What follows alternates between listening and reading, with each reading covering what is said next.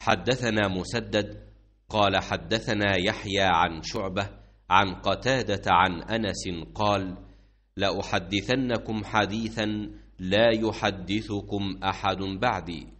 سمعت رسول الله صلى الله عليه وسلم يقول: من أشراط الساعة أن يقل العلم ويظهر الجهل ويظهر الزنا وتكثر النساء ويقل الرجال حتى يكون ل50 امرأة القيم الواحد.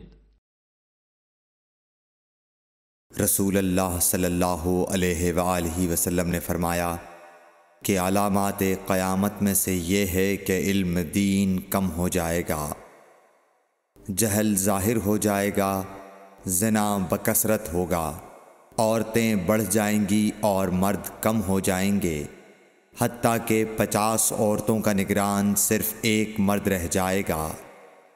सही बुखारी हदीस नंबर 81।